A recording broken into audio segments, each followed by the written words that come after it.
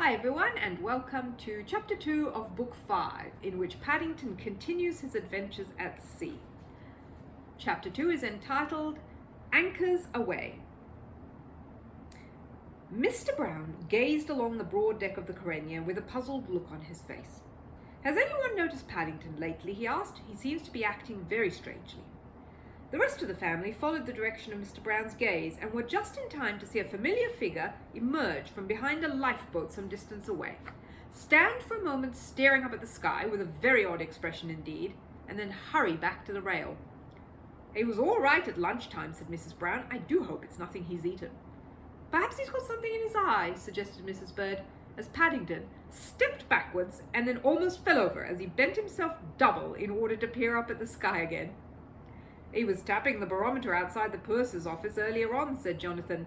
"I thought he was going to break it."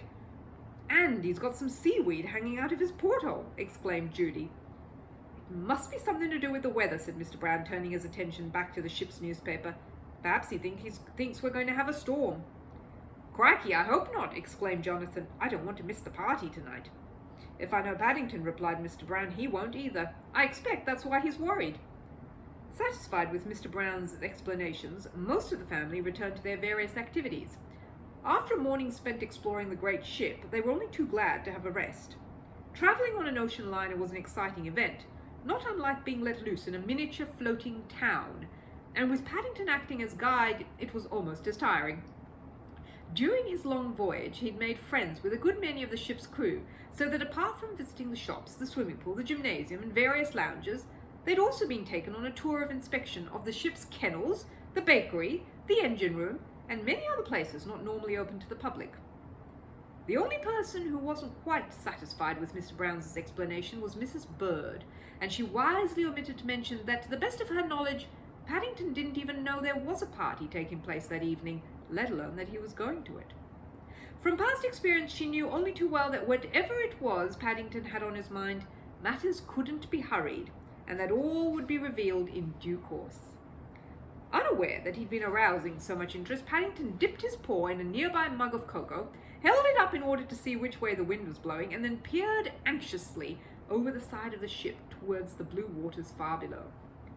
All in all, he decided things looked much too calm for his liking. It wasn't that he was particularly keen on rough weather. In fact, on the few occasions when the Carenia had been caught in a storm and he'd had to miss a meal, he'd been upset in more ways than one. But for once, alone among the many hundreds of passengers on the liner, he was hoping, if not for a storm, at least for some weather rough enough to slow the ship down. It all had to do with the important matter of the ship's sweep. Each day on the homeward journey, the man in charge of the entertainments on board had run a sweep, in which passengers had been invited to say in advance how many miles the ship would travel during the following 24 hours. The entrance fee was 20 pence, and the prize money went to the person who came nearest to guessing the right answer. Paddington had had several pretend goes during the voyage, but that morning he had, for the very first time and after a great deal of thought, actually invested his last remaining 20 pence on a ticket. In the hope that something unexpected might happen to slow the Carenia down before it reached port, he'd made a wild guess lower than anyone else's. However, now that he'd had time to view the weather, he was beginning to regret his haste, for as far as the eye could see, there wasn't a cloud in the sky. The sea was as calm as the proverbial mill pond, and if anything, the ship seemed to be going faster than ever before. Paddington turned away from the rail, gave a deep sigh, and made his way along the deck towards the group of Browns. He was a hopeful bear at heart, and despite the calm weather, he still nursed a faint hope that something would happen which would cause the ship to slow down before the next morning. Losing 20 pence was bad enough at the best of times, but when it was your last one, matters became 10 times worse. He was just toying with the idea of approaching the man in charge of the entertainments to see if he could get his money back when Mr. Brown broke into his thoughts with the news of the party that evening. Paddington liked parties, especially unexpected ones, and when he heard that the one that evening was to be a fancy dress one, with everyone in costume, he quickly forgot about the problem of the sweep in the excitement of the moment. "I don't think I've ever been to a party on a ship before, Mr. Brown," he exclaimed. "Neither have I, come to that," admitted Mr. Brown. "I must say I'm looking forward to it." "They've got Barry Baird as Master of Ceremonies," said Jonathan. "He's the chap we've seen on television." He takes things out of people's pockets without them knowing, said Judy. And he hypnotizes people as well, added Jonathan. Mr. Brown rose to his feet. I can see we'd better go along to the entertainment's office and make sure of getting some costumes, he said. Otherwise there'll be some long faces tonight if they're all gone. Bags I go as Robin Hood, exclaimed Jonathan. I rather fancy myself as Mark Anthony, said Mr. Brown thoughtfully. How about you, Paddington? But Paddington had already disappeared along the deck. It wasn't often he was allowed to dress up, and when it was dressing up and a ship's party and an entertainment all rolled into one, then he was anxious to make sure of matters by being first in the queue. Paddington wasn't the only one looking forward to the coming party. Gradually, as the day wore on, bunting and other decorations began to appear over the ship, and as the time for the party drew near, strangely clad figures were to be seen flitting around the decks with an air of half-suppressed excitement.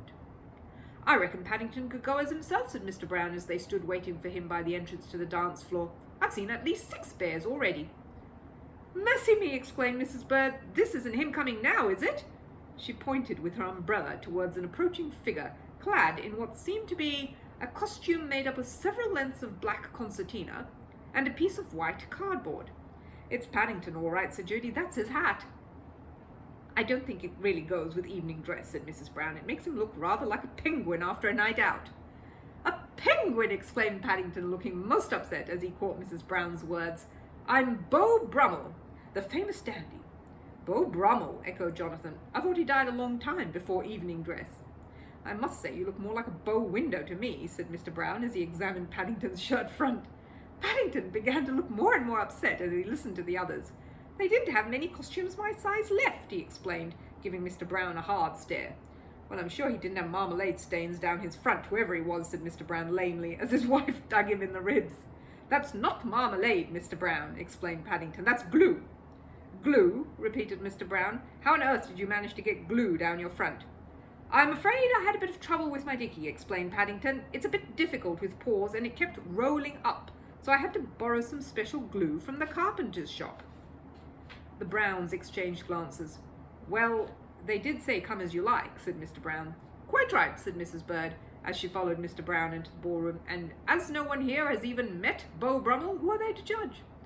I think you look jolly smart anyway, Paddington, said Judy, squeezing his paw as they made their way across the floor in the direction of the band.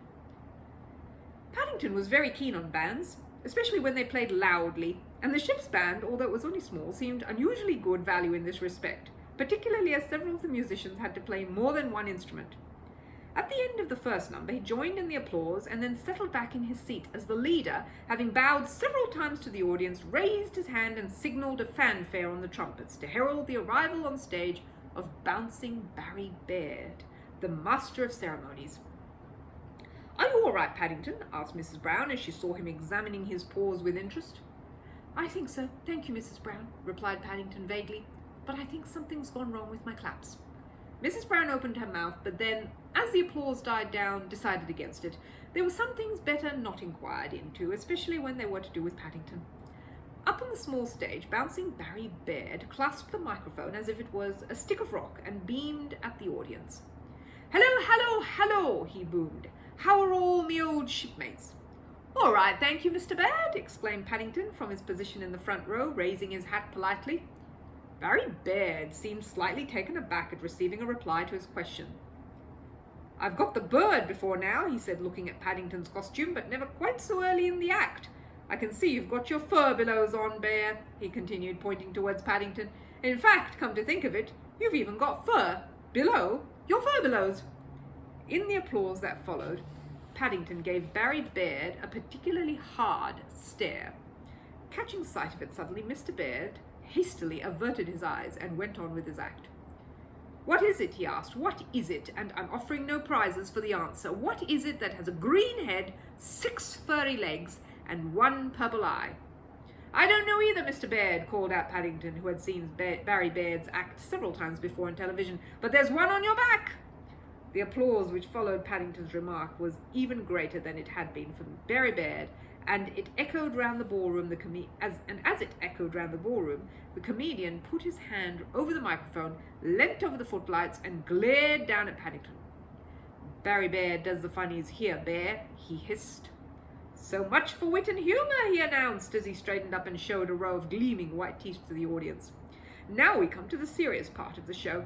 The fastest act you've ever seen, ladies and gentlemen. Before your very eyes, no mirrors, no deception, before your very eyes, I will remove the entire contents of the pockets belonging to any gentleman in the audience who cares to step up here, and he'll never know it happened. Now come along, ladies and gentlemen. All I'm asking for is one volunteer. Oh, crikey, groaned Jonathan, as there was a sudden movement from the front row. Trust Paddington.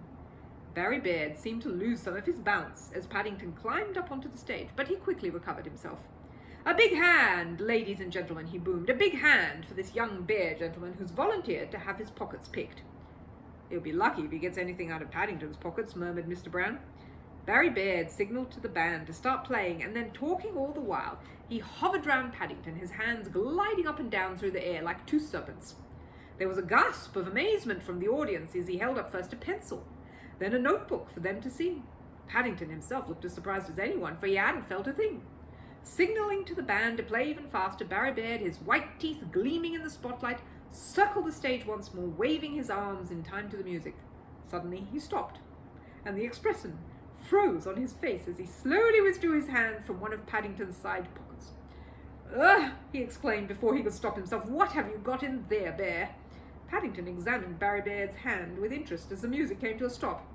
I expect that's a marmalade sandwich, Mr. Baird, he replied cheerfully. I put it there in case I had an emergency. I'm afraid it's a bit squashed. Barry Baird, who looked as if he was about to have a bit of emergency himself, stared at his hand for a moment, as if he could hardly believe his eyes, and then gave a rather high-pitched laugh as he turned to face the audience. I've been in some jams before now, he announced feebly, but this is the first time I've ever been in a marmalade sandwich. Wiping his hands on a small square of silk, which he withdrew from his top pocket, Barry Baird mopped his brow and held up his hand for silence as he turned hurriedly to the next part of his act. I want everyone, he announced, to raise their hands above their heads and clasp them together.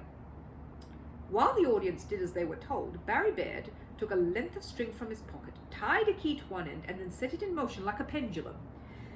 Now, he said as the main lights went dim again and the swinging key was illuminated by a single spotlight, I want you all to watch this key carefully. It goes from left to right, to left, to right, to left.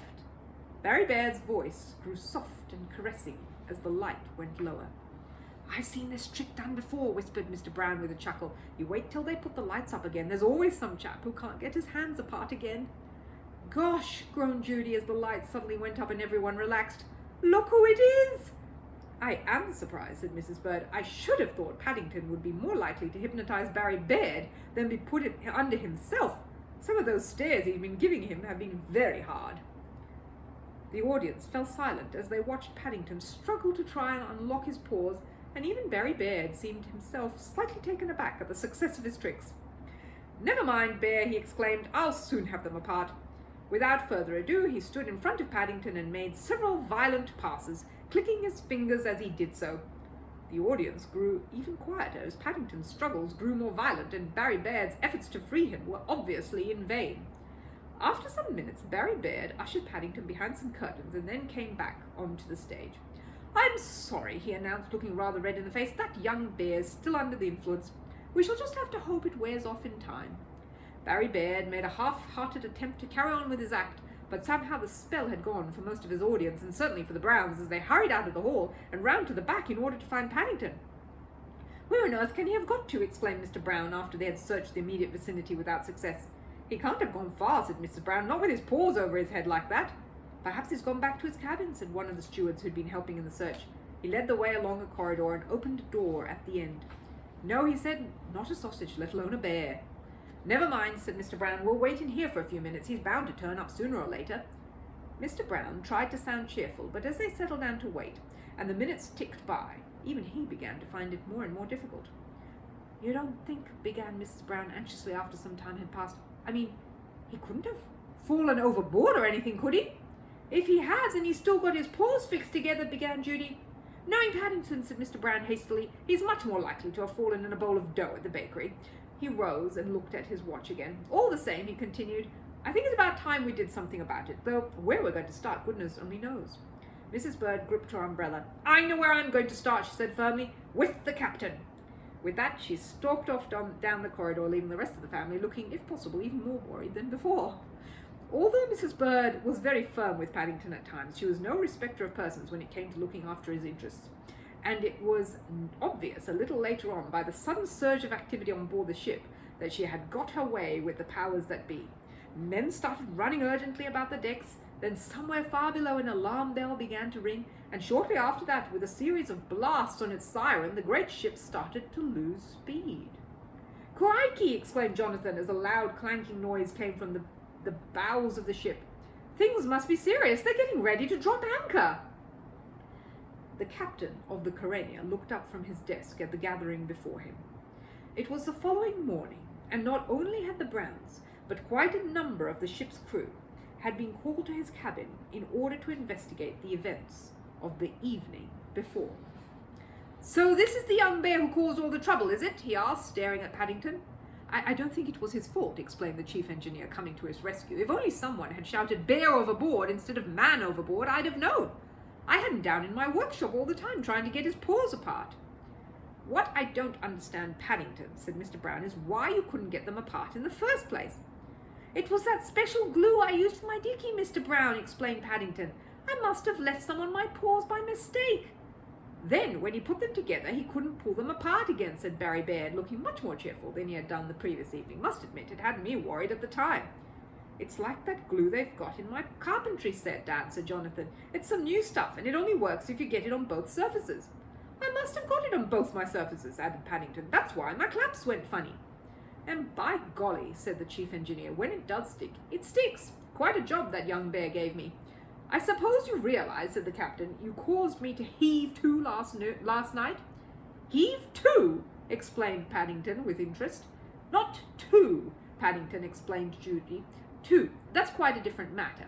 The captain means he had to stop the ship because he thought you'd fallen overboard." "Been on this run since I was a boy," said the captain roughly. "Never had a man overboard yet, let alone a bear." "You didn't really have one this time, did you?" said Judy bravely.